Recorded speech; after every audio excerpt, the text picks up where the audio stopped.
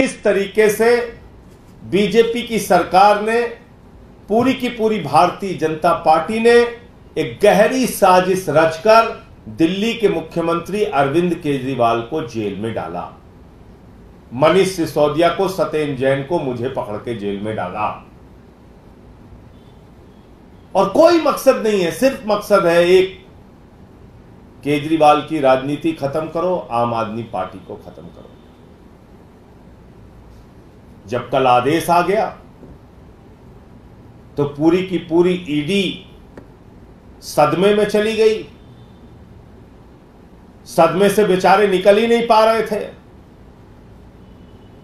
उनको उनके ऊपर के आकाओं ने डांटा, बिगड़ा, अरे क्या किया तूने, तुझे तो जो काम कहा गया था ठीक से किया ही नहीं, चल लाइन में लग जा। बोले हुजूर कहां लगना, बोले सुबह सुबह हाई कोर्ट पहुंच जा।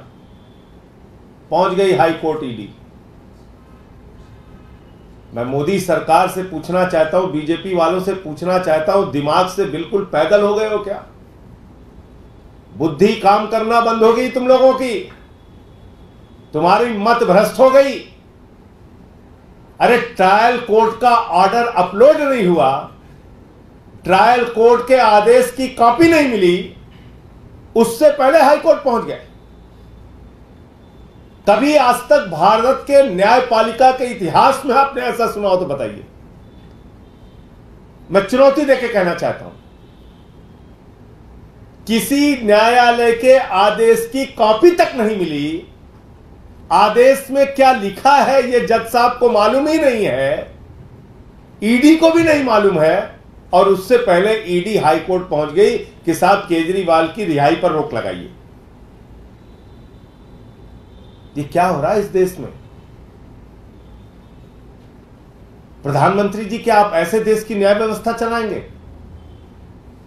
अपनी जांच एजेंसियों को इस तरह से कानून का माखौल उड़ाने के लिए हमेशा आगे करते रहेंगे?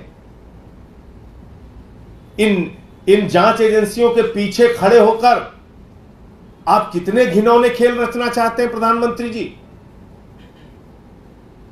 कल तक बीजेपी वाले कहते थे देखो बेल नहीं हुई, देखो बेल नहीं हुई, देखो बेल नहीं हुई। अब बेल हो गई तो बगैर आदेश के उसको रुकवाने पहुंच गए, बगैर आदेश के रुकवाने पहुंच गए।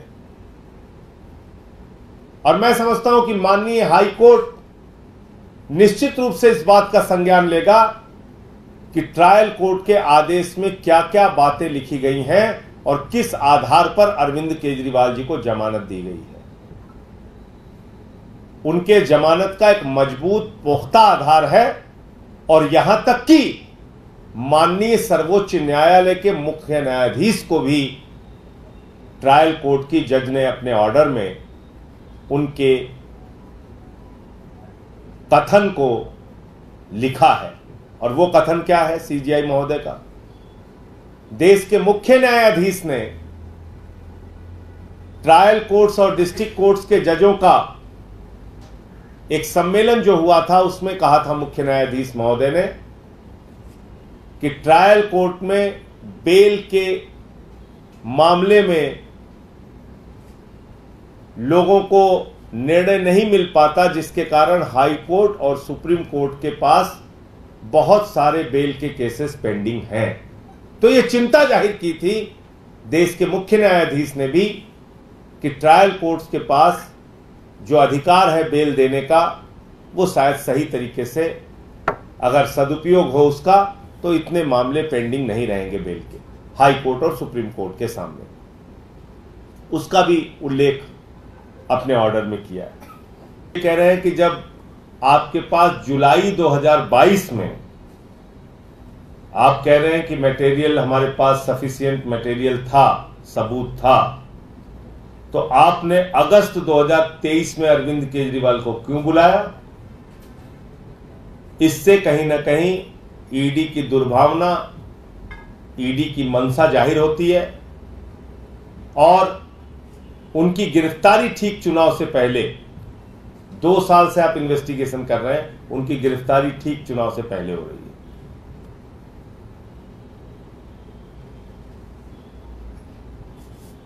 अरविंद केजरीवाल का नाम सीबीआई की एफआईआर में नहीं था, ये सारे पॉइंट्स दिए गए हैं।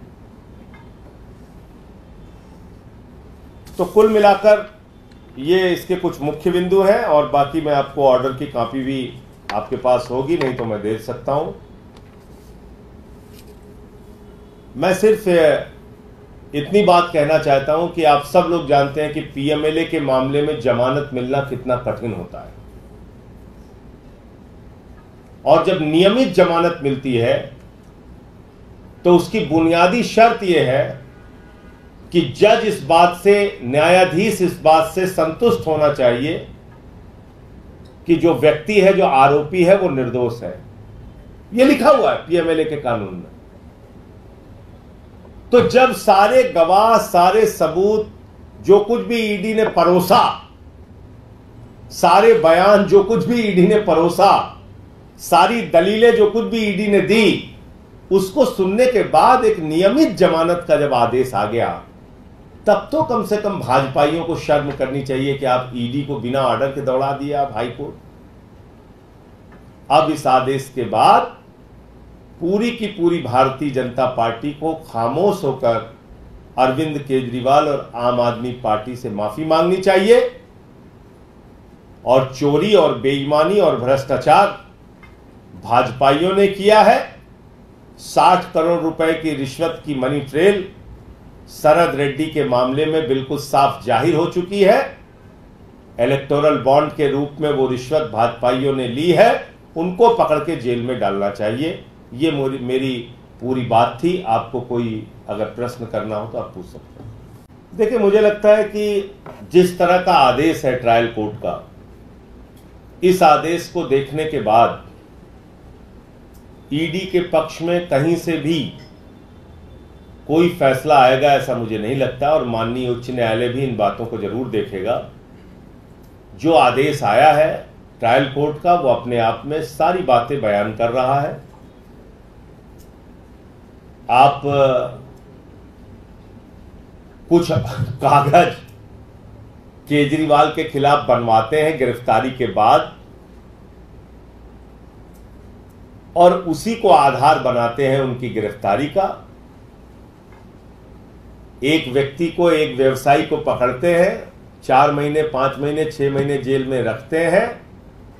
उससे पहले के 10 बयान लेते हैं जिसमें केजरीवाल का जिक्र नहीं है, अंतिम के 2 बयान लेते हैं जिसमें केजरीवाल का जिक्र है, उसके बाद उसकी जमानत हो जाती है, बाहर हो जाता है। तो ये सारी बातें हैं, और हम लोग तो पहले से कह रहे हैं कि ये मामला ही पूरा झूठा है, कोई सबूत इनके पास नहीं है, 1 पैसे की मनी ट्रेल इनको नहीं मिली है। तो इन बातों को माननीय हाई कोर्ट भी जरूर देखेगा, मैं ऐसा मानता हूं।